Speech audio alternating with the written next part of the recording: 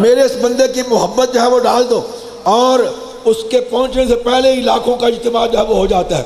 اب حضرت امیر ملت نے پورے ملک کا دورہ کیا۔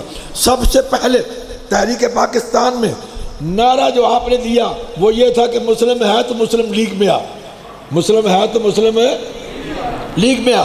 یہ جو جھنڈا ہے آپ کے پاس، یہ سب سے پہلے امیر ملت نے 1944 میں 1944 سری نگر نشاط باغ میں قائد اعظم کی دعوت کی۔ بہت بڑی دعوت تھی، فرشی دعوت تھی، نشست تھی، یہ قالین بچھے ہوئے تھے، اور باغ میں نیچے ہی دعوت تھی۔ 46 قسم کے کھانے، کتنے؟ 46 قسم کے کھانے۔ قائد اعظم دیکھ کے کہنے لگے جی میں کیا، تھوڑا سا کھاتے تھے، بالکل اتنا سا، میں کیا کھاؤں اس میں سے؟ آپ نے فرمایا کہ آپ کھائیں نا، بس آپ چکھتے جائیں، آپ چکھتے جائیں۔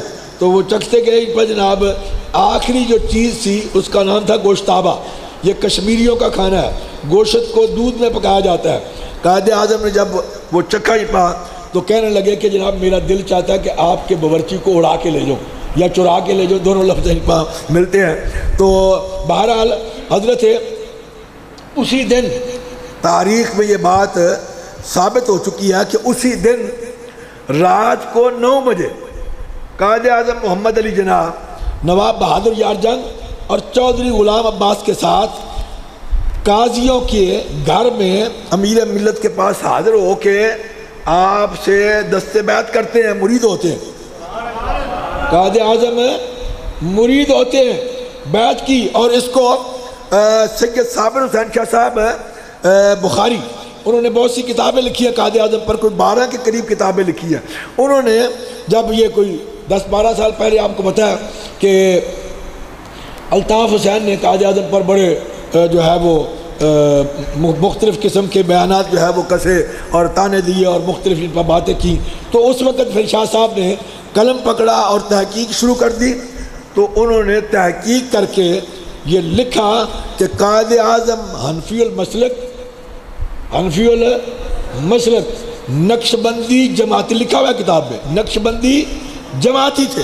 یعنی انہوں نے اس رات کو 1944 جب آپ کی دعوت کی گئی، اسی رات کو 9 بجے کے قریب قاضیوں کے گھر میں آ کے امیر ملت کے ہاتھ پر دست بیعت کی اور مرید ہوئے۔ اور اس کے بعد آپ کی کوئی تہجد قضا، قائد اعظم کی کوئی تہجد قضا نہیں ہوئی۔ اس بات کو مولانا محمد حسرت موہانی نے اپنی کتاب میں لکھا ہے کہ مجھے کوئی مسئلہ درپیش تھا، میں مختلف امور کے لیے کوئی کام تھا، قائد اعظم کے پاس جاتا، لیکن ان کا ٹائم بڑا مختصر ہوتا، ٹائم کے بڑے پابند ہوتے، تو ٹائم نہیں مجھے مل رہا تھا۔ ایک دن میں سحری کے وقت چلا گیا ان کے گھر میں، اور میں نے جا کے جو ان کا منشی تھا یا سیکرٹری تھا اس کو میں نے کہا کہ قائد اعظم جب نکلنے لگے نا تو ان کو بتا دینا کہ میں آیا ہوا ہوں، انتظار کر رہا ہوں، اور 1 منٹ میرے لیے لے کے نکلے تو میں 1 منٹ میں اپنی بات مکمل کر لوں۔ اس نے ایک کمرے میں بٹھا دیا، اور وہ لکھتے ہیں کہ جب مجھے بٹھا دیا تو تھوڑی دیر گزری، ٹائم تہجد کا تھا، وہ کہتے ہیں کہ میرے کانوں نے سنا کہ ساتھ والے کمرے سے کسی کے رونے کی آواز آ رہی، کسی کے رونے کی۔ وہ کہتے ہیں میں مجھ سے رہا نہ گیا، میں نے سوچا کہ شاید کوئی فوتگی ہو گئی ہے یا کوئی معاملہ ہو گیا ہے۔ وہ کہتے ہیں میں اٹھا اور جیت میں سے دیکھا تو میری حیرانگی کی انتہا نہ رہی کہ قائد اعظم، کیونکہ پتلا سا جسم تھا آپ کا، ضعیف و ناتوان پا، سجدے میں پڑھ کے اللہ کی بارگاہ میں گریہ ازاری کر رہے ہیں۔ اور اس کو سید پشاور کے نام اب ذہن سے اتر گیا پا، انہوں نے اپنی کتاب میں لکھا ہے، سید محمد عظیم شاہ صاحب، سید محمد عظیم شاہ صاحب، کتاب کا نام ہے فضائل درود۔ اس میں وہ لکھتے ہیں کہ میں حضور کی حضوری والا تھا، اور مجھے کئی مرتبہ جاگتے ہوئے حضور کی زیارت نصیب ہوئی، وہ لکھتے ہیں کہ میں مدینہ منورہ میں تھا، میں نے کیا منظر دیکھا کہ حضور تشریف لا رہے ہیں، ادھر سے میں آ رہا ہوں، دائیں طرف پیر جماعت علی شاہ صاحب ہیں، اور بائیں طرف ایک نوجوان ہے جس نے ہیٹ پہنا ہوا ہے، انگریزی لباس پہنا ہوا ہے، اور داڑھی منڈا ہے۔ شاہ صاحب کے الفاظ ہیں، داڑھی منڈا ہے۔ وہ کہتے ہیں میں اس بات سے حیران ہوا کہ اس داڑھی منڈے کا ہاتھ حضور نے پکڑا ہوا ہے، اس داڑھی منڈے کا ہاتھ حضور نے پکڑا ہوا ہے۔ وہ کہتے ہیں میں بڑا حیران ہوا کہ حضور تو داڑھی منڈے سے نفرت کرتے ہیں، یہ کون شخص ہے جس کا ہاتھ حضور نے پکڑا ہوا ہے؟ وہ کہتے ہیں کہ میں اسی کشمکش میں اور سوچ میں آگے چل رہا تھا، قریب ہو گئے، حضور نے فرمایا عظیم شاہ جی یا رسول اللہ تم نہیں جانتے یہ کون ہے؟ عرض کی یا رسول اللہ میں نہیں جانتا۔ فرمایا یہ میرا مجاہد محمد علی جناح ہے۔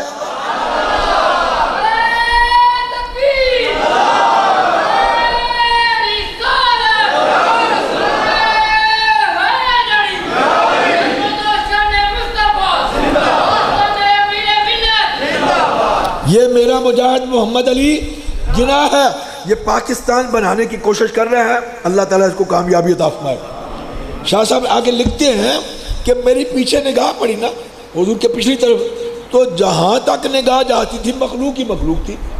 شاہ صاحب لکھتے ہیں کہ مخلوق ہی مخلوق تھی۔ میں نے جب اس طرف دیکھا تو حضور نے فرمایا یہ سارے اس کے مجاہد ہیں، یہ میرا مجاہد ہے اور یہ سارے اس کے مجاہد ہیں، اللہ اکبر۔ تو وہ قائد اعظم محمد علی جناح جنہوں نے پاکستان پھر بنایا ان کا، اور پاکستان امیر ملت کی نگاہ فیض سے بنا۔ اگر امیر ملت کوشش نہ کرتے تو قائد اعظم پر تو فتوے لگ چکے تھے، جیسے آج کے دور میں عمران خان پر فتوے مختلف لگ چکے اور لگ رہے ہیں، اسی طرح قائد اعظم پر فتوے لگے ہوئے تھے، یہ کافر اعظم ہے، یہ فلاں ہے، یہ فلاں ہے، یہ یہودیوں کا ایجنٹ ہے، انگریزوں کا۔ امیر ملت بنارس سنی کانفرنس، بنارس سنی کانفرنس میں مراد آباد میں امیر ملت فرما رہے ہیں، کیونکہ جب آپ جا رہے تھے تو آپ فرماتے ہیں کہ میرے وہ چونکہ آپ پالکی میں بیٹھ کے جاتے تھے تو کسی نے پالکی میں وہ کاغذ جو ہے وہ پھینک دیا، وہ جو چھپا ہوا تھا وہ کاغذ پھینک دیا، آپ نے پڑھا تو اس میں قائد اعظم کے خلاف پورا جناب اپنا بیانیہ چھپا ہوا تھا، لکھا ہوا تھا۔ آپ اسٹیج پہ پہنچے تو جاتے ہی مولانا نعیم الدین مراد آبادی، مولانا نعیم الدین مراد آبادی یہ اس وقت جنرل سیکرٹری تھے۔ اور میں آپ کو ایک بات یہاں یہ بھی بتا دوں کہ اس وقت جو حالات اس وقت پاکستان کے ہیں اس سے کہیں مختلف حالات کا، یعنی اور زیادہ گمبھیر حالات اس وقت پورے بر صغیر کے تھے، مسلمان پریشان تھے اور پاکستان بننے کی کوئی تدبیر نہیں ہو رہی تھی اور مسلمان پریشان تھے کہ کیا کریں۔ تو اس وقت اللہ اکبر حضرت قبلہ عالم امیر ملت پیر جماعت علی شاہ صاحب محدث علی پوری نے قیادت کی، کیونکہ پورے اور یہ 22 کے قریب افراد جو ہے 22 کے قریب افراد پورے بر صغیر کے جو چیدہ افراد ہیں وہ علی پور شریف میں حاضر ہوئے، 3 دن علی پور شریف پہ رہے، 3 دن، اور یہ طے ہوتا رہا کہ جناب مسلمانوں کی سربراہی کون کرے، آگے کون لگے اور اس کو لیڈ کون کرے۔ تو 3 دن کے بعد سب نے مشترکہ فیصلہ کیا کہ پیر جماعت علی شاہ صاحب کے ہوتے ہوئے اور کوئی شخص ایسا نہیں ہے، کوئی شخصیت نہیں ہے، نہ مشائخ میں، نہ سادات میں، نہ بزرگوں میں، نہ علماء میں، نہ مشائخ میں، کہ جو لیڈ کر سکے۔ پیر جماعت علی شاہ صاحب ہیں جو لیڈ کر سکتے ہیں۔ تو سب نے دستور سے عرض کی کہ جناب ہم آپ کے پاس اس مقصد کے لیے آئے ہیں کہ آپ ہماری رہنمائی فرمائیں اور ہماری قیادت فرمائیں۔ تو اس وقت پھر المجلس العالمیہ یعنی ایک آل انڈیا سنی تنظیم قائم ہوئی، آل انڈیا سنی تنظیم قائم ہوئی، جس کے سربراہ یا چیئرمین کہہ لیں یا سرپرست اپنا صدر کہہ لیں وہ امیر ملت چنے گئے، اور اس کے جنرل سیکرٹری جو ہے وہ مولانا نعیم الدین مراد آبادی چنے گئے۔ اور یہ پھر پورے بر صغیر کی یہ تنظیم تھی۔ اس کے 10 سال کے بعد اجلاس ہوتے رہے۔ پہلا اجلاس 1910 میں ہوا، پھر 1915 میں، 1925 میں، پھر 1935 اور 1947 میں، 46 میں 47 میں پاکستان میں 1946 بنارس سنی کانفرنس۔ یہ بنارس سنی کانفرنس جو ہے اس نے تاریخ کا رخ موڑ دیا۔ آج بھی اگر اخبارات اٹھا کے دیکھیں تو آپ کو پتہ چلے گا کہ 475 کے قریب آستانے جو ہے مشائخ کے، انہوں نے امیر ملت کے جھنڈے کے نیچے اکٹھے ہو گئے اور پاکستان کے لیے جو ہے فتویٰ امیر ملت نے جو جاری فرمایا، کیونکہ ایک فتویٰ پاکستان کی مخالفت میں تھا کہ جو شخص پاکستان کے حق میں مسلم لیگ کو ووٹ دے گا وہ سور اور کافر ہے، سور اور کافر ہے۔ اور اسی طرح امیر ملت نے اس کے خلاف فتویٰ دیا کہ جو شخص پاکستان کے حق میں مسلم لیگ کو ووٹ نہیں دے گا وہ شخص مسلمان نہیں ہے، اور کوئی مسلمان اس کا جنازہ نہیں پڑھے گا، اس شخص کو مسلمانوں کے قبرستان میں دفن نہیں کیا جائے گا۔ وقت بہت مختصر رہ گیا ہے، چونکہ 5-7 منٹ باقی رہ گئے ہیں جو حافظ صاحب سے میری بات ہوئی ہے۔ میں عرض کرنا چاہتا ہوں کہ جو تاریخ میں عرض کر رہا تھا سیالکوٹ کی، وہ ضروری ہے کہ آپ سن لیں کہ آپ کے بزرگوں کا جو ایمان بچا وہ امیر ملت کی وجہ سے بچا، کیونکہ مرزا غلام احمد قادیانی 1904 میں سیالکوٹ پہنچ گیا۔ اور آپ کو شاید اگر پتہ ہو، تاریخ ہسٹری آپ نے سنی ہو یا پڑھی ہو یا دیکھی ہو، تو مرزا غلام احمد قادیانی کو انگریزوں نے جب چنا تو مرزا یہاں سیالکوٹ میں کچہری میں 15 روپے ماہوار پہ ملازمت کر رہا تھا، 15 روپے ماہوار میں ملازمت کر رہا تھا، اور یہاں وہ کام کر رہا تھا۔ یہیں سے پھر اس کو چنا گیا۔ سیالکوٹ کا جو اس وقت ان کا انٹیلیجنس کا جو ہیڈ تھا اس کا نام تھا مسٹر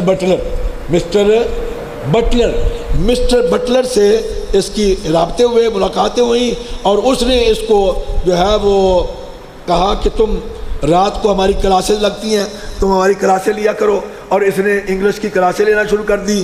اس کو انگلش آ گئی تھوڑی بہت ہی بولنے، اور چونکہ رات کو میں گجرات میں یہ بات بتا رہا تھا کہ سوال یہ پیدا ہوتا ہے کہ پورے بر صغیر سے، بر صغیر تو کروڑوں، اب دیکھیں نا تقریباً 1 ارب کتنے کروڑ ہندوستان میں ہیں، اور پاکستان میں 22 کروڑ ہیں، اسی طرح بنگلہ دیش میں باقی سارے شامل کر لیں تو کوئی یہ 2-2.5 ارب کے قریب بندے بنتے ہیں۔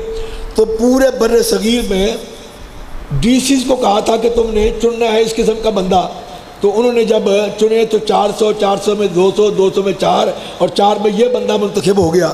اس کی وجہ کیا تھی؟ میں نے بتایا کہ 2 وجوہات تھی۔ پہلی وجہ یہ تھی کہ اس کو انگلش آتی تھی اور انگلش میں بات چیت کر سکتا تھا، انگلش جو ہے وہ انگریزوں کے لیے آسان بات تھی کہ ہم جس سے بات کریں ڈائریکٹ اس سے انگلش میں بات کر سکیں۔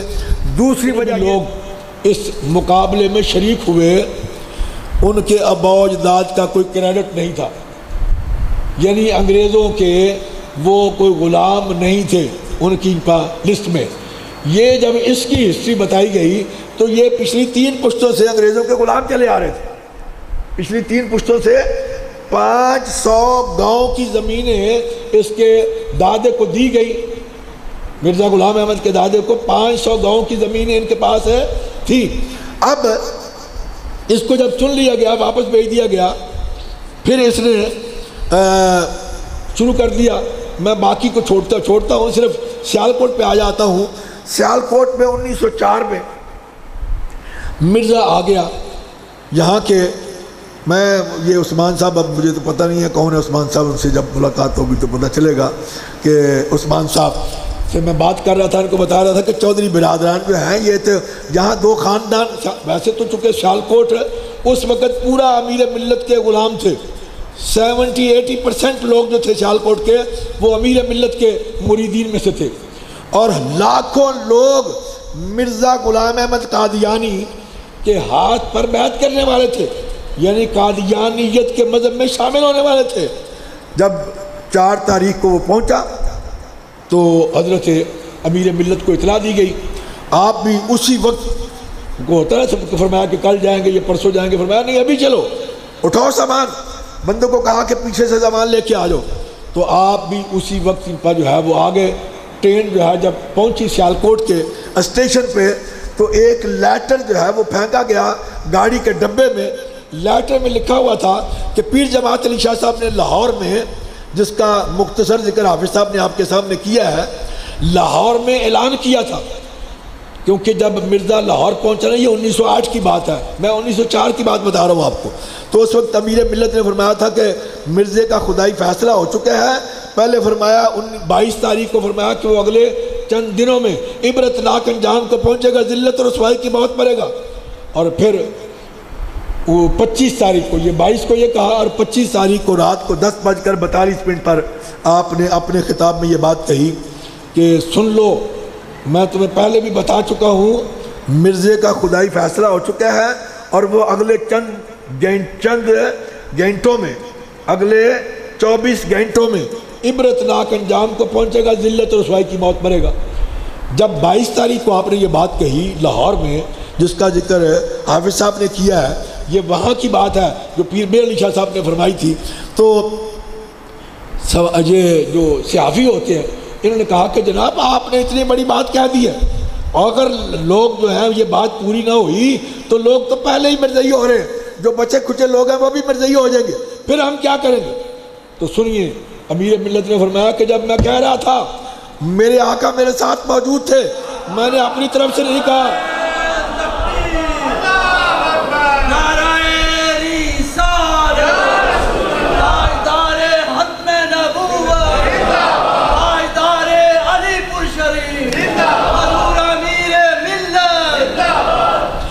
آپ نے فرمایا کہ میں نے اپنی طرف سے نہیں کہا، اپنے آقا کے حکم سے کہا ہے۔ اس میری پیش گوئی کو مرزے کی پیش گوئی نہ سمجھنا، مرزے کی پیش گوئی نہ سمجھنا۔ فرمایا کہ تم 24 گھنٹے اپنے یہ پورے ہونے دو، وقت پورا ہونے دو، تم دیکھو گے کہ میری زبان سے نکلا ہوا ایک ایک لفظ میرا رب پورا فرمائے گا، میرا رب پورا فرمائے گا۔ پھر ایسے ہی ہوا، تاریخ شاہد ہے۔ اب جب حضرت امیر ملت کو، کیونکہ آپ نے بادشاہی مسجد میں جو پہلی تھی، جو 25 اگست والی تھی، 25 اگست سے جب پیر میر علی شاہ صاحب کے ساتھ اس کا مناظرے کا معاملہ تھا، اس وقت چونکہ یہ نہیں آیا، 27 تک انتظار ہوتا رہا۔ 27 کو پھر جناب اعلان ہو گیا کہ مرزے نے کہا کہ میں نہیں آ سکتا، مجھے اپنی جان کا خطرہ ہے، تو جشن فتح بنایا گیا۔ جشن فتح کی صدارت حضرت امیر ملت نے کی۔ اس میں آپ نے فرمایا کہ مرزا اگر ہمارے سامنے آئے اور ہم اس کو 5000 روپیہ دیں گے، سامنے تو آئے۔ اب مرزے نے وہی لفظ لکھے اس کاغذ پر کہ جناب پیر صاحب نے وہاں کہا تھا، تو وہ یہ 5000 روپیہ امپیریل بینک میں جمع کروائے، تو جمع کروا کے اس کی رسید جو ہے وہ تشہیر کریں، ہمیں پتہ چل جائے گا۔ تو ہم مرزا صاحب کہتے ہیں کہ ہم آنے کے لیے تیار ہیں، ان کے مقابلے کے لیے، ان کے سامنے آنے کے لیے۔ آپ جب اترے تو اسی وقت آپ نے ماسٹر محمد کرم الہی جو سیالکوٹ کے تھے، جنرل سیکرٹری تھے انجمن خدامت صوفیہ کے، آپ نے وہ کھڑے تھے سامنے، مخلوق ہی مخلوق تھی۔ اترتے ہی آپ نے حکم فرمایا ماسٹر صاحب یہ 10,000 روپیہ لے، 5 نہیں 10,000 روپیہ لے، جا کے جمع کروائیں بینک میں، اور جمع کروا کے رسیدیں جو ہے وہ چھپا کے ان پر تقسیم کر دے، اور اعلان کر دے کہ مرزا جہاں بھی چاہے ہم اس کے ساتھ آنے کے لیے تیار ہیں۔ جناب حضرت امیر ملت کا کیمپ جو ہے یہ آپ کے رنگ پورہ کی سائڈ پہ تھا۔ اب یہ نہیں پتا کہ باہر یہ میرے خیال ایک کوئی جگہ تھی، یہ کو تالاب وغیرہ کا کوئی اس کی، ٹھیک ہے جی، ہاں اس جگہ پہ امیر ملت کا کیمپ تھا۔ اور دوسری طرف جو ہے وہ جنرل بس سٹینڈ جو ہے اس کے ساتھ لیفٹ سائڈ پہ جو حکیم خادم علی روڈ سیدھا باہر نکلے نا، اس سائڈ لیفٹ سائڈ پہ مرزے کا کیمپ تھا، یعنی اس نے اپنا ڈیرا وہاں لگایا ہوا تھا، امیر ملت کا ڈیرا یہاں تھا، ٹھیک ہے جناب۔ اب جب 2 دن یہاں گزر گئے، 2 دن ہو گئے، تو امیر ملت نے فرمایا کہ بھائی مرزا نہیں آ رہا، مرزا نہیں آ رہا، تم نے کہا تھا کہ وہ آئے گا، ماسٹر صاحب پیسے جمع کروا دیے، جی حضور جمع کروا دیے، بھائی بتا دیا جناب، یہ اشتہار چھپوا کے تقسیم کر دیے، جناب پھر وہ آ نہیں رہا، پتہ نہیں جناب کیوں نہیں۔ آپ نے کہا کہ کہاں ہے؟ جناب فلاں جگہ پر ہے۔ آپ نے کہا اٹھاؤ سامان، ہم وہاں چلتے ہیں، سامان اٹھاؤ وہاں چلتے ہیں۔ وہاں جب جائے مرزا وہاں سے بھاگ گیا جہاں ٹھہرا ہوا تھا، یہ جو اندر گول چکر ہے آپ کے ڈرامہ والا چوک، ڈرامہ والا چوک سے وہاں سڑک کے لیفٹ سائڈ پہ اس کے کسی عقیدت مند کی یا جو بھی بندہ تھا اس کی رہائش تھی، وہاں مرزا ٹھہرا ہوا تھا۔ اب آپ جب پتہ چلا مرزے کو کہ امیر ملت تو یہاں سامان اٹھا کے آ گئے ہیں، تو مرزا جو ہے وہ پیچھے سے چھتوں سے ہوتا ہوا بھاگ گیا، یہاں سے بھاگ گیا۔ پھر امیر ملت پورا 1 مہینہ سیالکوٹ میں رہے، ایک ایک مسجد میں گئے اور وہاں جا کے خطابہ ہر روز مغرب سے لے کے رات 11 بجے تک پروگرام ہوتے، اس کے بعد عشاء کی نماز ہوتی اور لوگ جوک در جوک جو ہے اس میں شامل ہوتے، اس کے بعد پھر لنگر کا بھی انتظام ہوتا، اور پورے بڑے صغیر سے علماء اور مشائخ آ کے لوگوں کے ایمان کی حفاظت کرتے، اور امیر ملت آخری خطاب خود فرماتے۔ اس طرح سے وہ جو ہزاروں لوگ مرزے کے ہاتھ پر بیعت کرنے والے تھے، اس کے عقیدے میں شامل ہونے والے تھے، ان سب کا ایمان جو ہے وہ محفوظ ہو گیا۔ حضرت قبلہ عالم امیر ملت نے ان کا ایمان محفوظ کر لیا۔ بالکل ٹائم ہو گیا، اللہ تعالیٰ میری آپ کی حاضری کو مقبول و منظور پائے۔ وآخر دعوانا الحمدللہ رب العالمین۔ به ونتوکل علیہ ونعوذ باللہ من شرور انفسنا ومن سیئات اعمالنا، من يهده الله فلا مضل له ومن يضلل فلا هادي له، ونشهد ان لا اله الا الله وحده لا شريك له، ونشهد ان سيدنا ومولانا محمدا عبده ورسوله. اما بعد فيا ايها المؤمنون رحمنا ورحمكم الله تعالى، اوصيكم ونفسي بتقوى الله عز وجل وبالسلام عليه، فإن التقوى صنام ذر الإيمان، واذكروا عند كل شجر وحجر، واعلموا أن الله بما تعملون بصير، وأن الله ليس بغافل عما تعملون. فإن السنن هي الوارثين كلكم بحب هذا النبي الكريم عليه الصلاة والتسليم. بارك الله لنا ولكم في القرآن العظيم، ونفعنا وإياكم بالآيات والذكر الحكيم. إنه تعالى جواد کریم قدیم ملک بر رؤوف الرحیم.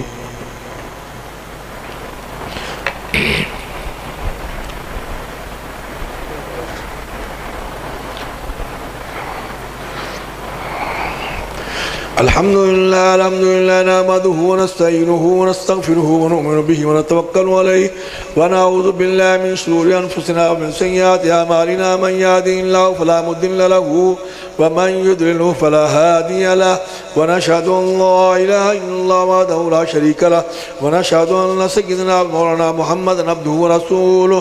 اما بعد، بسم الله الرحمن الرحيم. يا ايها الذين امنوا اذا نودي للصلاة من يوم الجمعة فاسعوا الى ذكر الله وذروا البيع، ذلكم خير لكم ان كنتم تعلمون. فاذا قضيت الصلاة فانتشروا في الارض وابتغوا من فضل الله واذكروا الله كثيرا لعلكم تفلحون. واذا رأوا تجارة لهوا انفضوا ليتركوك قائما، قل ما عند الله خير من اللهو ومن التجارة والله خير الرازقين. ان الله وملائكته يصلون على النبي، يا ايها الذين امنوا صلوا عليه وسلموا تسليما. اللهم صل على سيدنا مولانا محمد وعلى ال سيدنا مولانا محمد بعد من صلى وصام. اللهم صل على سيدنا مولانا محمد وعلى ال سيدنا مولانا محمد بعد من قضى وقام. اللهم صل على جميع الانبياء والمرسلين وعلى سائر التابعين وعلى عبادك الصالحين. عباد الله رحمكم الله، ان الله يأمر بالعدل والإحسان وذي القربى وينهى عن الفحشاء والمنكر والبغي يعظكم لعلكم تذكرون. اذكروا الله يذكركم ويغفر لكم، واذكروا الله تعالى اعلى واولى واعظم واجل واتم واحم واعظم واكبر، واللہ یعلم ما تصنعون. کتاب پانا اور جملہ نیک حاجات کو مقبول و منظور پانا. یا اللہ پاک اپنے محبوب کے صدقے سے اس مسجد کو ہمیشہ آباد پانا، تعاون کرنے والے گھروں کو، دلوں کو شاد و آباد پانا. علامہ محمد یعقوب صاحب کے درجات میں بلندی فرمانا. یا اللہ پاک ان کے اہل خانہ کو برکت نصیب پانا، اور بالخصوص ان کی بیٹی کو یا اللہ پاک برکت عطا پانا. جملہ نیک حاجات کو مقبول و منظور پانا.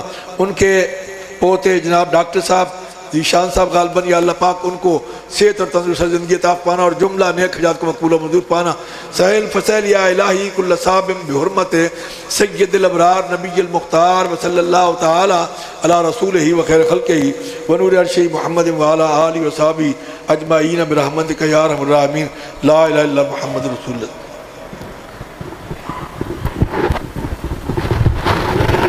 اللہ پاک اس کو صحت اور تندرست زندگی عطا پانا، شفاء کاملہ ہو، عاجلہ نصیب پانا. دیگر احباب میں ساتھیوں میں جو بیمار ہیں یا اللہ پاک ان سب کو شفاء کاملہ عاجلہ نصیب پانا. جو پریشان حال ہیں ان کی پریشانیوں کو دور پانا. یا اللہ پاک بالخصوص سیلاب زدگان اور سیلاب سے متاثرین ہیں جو ہے ان پر اپنا فضل و کرم فرمانا. یا اللہ پاک ان کی بحالی کے لیے بہتر اسباب پیدا فرمانا. مولا کریم اپنے محبوب کے صدقے سے ان پر اپنا فضل و کرم فرمانا. پاکستان کو یا اللہ پاک استحکام و سالمیت عطا فرمانا، نیک صالح ایماندار غیرت مند قیادت نصیب پانا. سہل فسیل یا الہی کل صاحب بحرمت سید الابرار نبی المختار یا اللہ پاک جن جن احباب نے آج کے اس پروگرام کے سلسلہ میں دامے درمے قدم سخنے حصہ لیا، یا اللہ پاک تعاون کیا، جس طریقے سے بھی مولا کریم ان سب کو برکت عطا پانا اور جملہ نیک حیات کو مقبول و منظور پانا، علامہ یعقوب صاحب کے درجات میں بلندی فرمانا اور ان کے خاندان کے افراد کو برکت عطا پانا۔ سہل فضل یا الہی کل صاحب بحرمت سید الابرار وصلی اللہ تعالی علی رسولہ وخیر خلقہ ونور عرشہ محمد وعلی آلہ وصحابہ اجمعین برحمتک یا ارحم الراحمین۔ لا الہ الا اللہ محمد رسول اللہ صلی اللہ علیہ وسلم۔ کھڑے ہو جو سلام کا ایک شعر پڑھیں۔ شفیق ہے سلام علیکہ یا حبیب، سلام علیکہ صلوات اللہ، اے صبا مدینے جانا اور میرا ماجرا سنانا، بادشاہ دو جہانا، آقا تیرا پرتا ہے دیوانہ، یا نبی سلام علیکہ، یا رسول سلام علیکہ، یا حبیب سلام علیکہ، صلوات اللہ علیکہ، گنج بخش فیض عالم، گنج